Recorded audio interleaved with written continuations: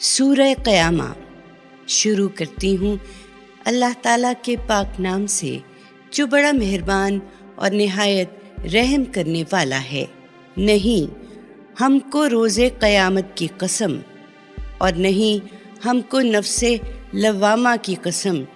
کیا انسان یہ خیال کرتا ہے کہ ہم اس کی ہڈیوں کو اس کے مرنے کے بعد پھر جمع نہ کر سکیں گے؟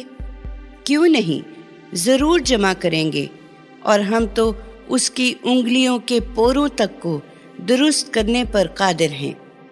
مگر بات یہ ہے کہ انسان اس وجہ سے قیامت کو نہیں مانتا کہ وہ چاہتا ہے کہ اپنے آگے بھی بے خوف و خطر بدعمالیاں کرتا رہے۔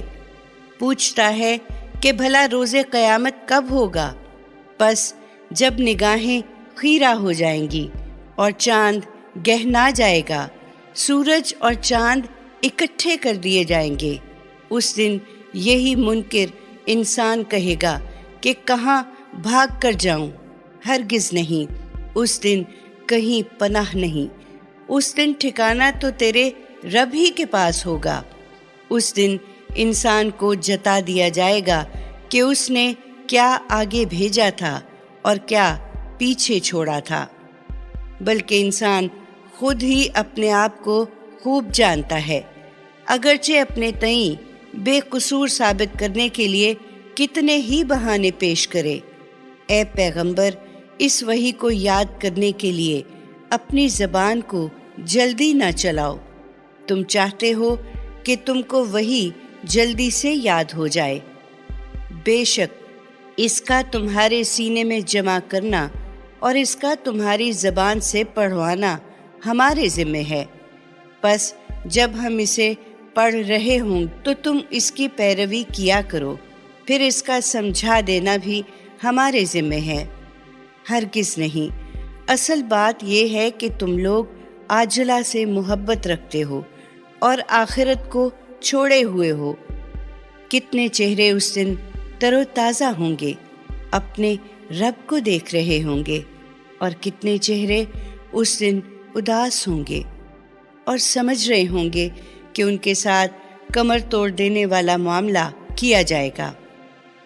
ہرگز نہیں، جب جان بدن سے کھینچ کر گلے کی ہنسلی تک آ پہنچے گی اور مرنے والے کے تیماردار چلا اٹھیں گے کہ ارے کوئی جھاڑ پھونک کرنے والا ہے، اور اس بیمار کو یقین ہو جائے گا کہ اب یہ دنیا سے جدائی کا وقت ہے، اور جان کنی کی تکلیف سے ایک پاؤں کی پنڈلی دوسرے پاؤں کی پنڈلی سے لپٹ جائے گی۔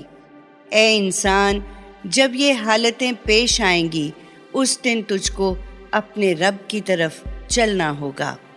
غفلت شعار آدمی نے جیتے جی نہ تو توحید و رسالت کی تصدیق کی اور نہ نماز پڑھی، بلکہ الٹا جھٹلایا اور اللہ کے حکم سے منہ موڑا، پھر اکڑتا ہوا اپنے گھر والوں کی طرف چل دیا۔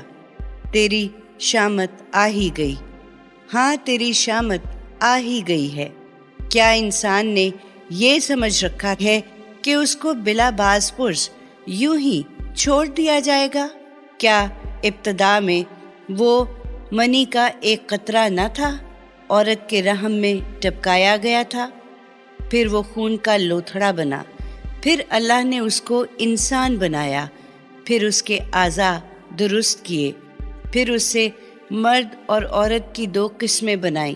کیا وہ اللہ جس نے یہ سب کچھ کیا اس پر قادر نہیں ہے کہ قیامت میں مردوں کو زندہ کرے؟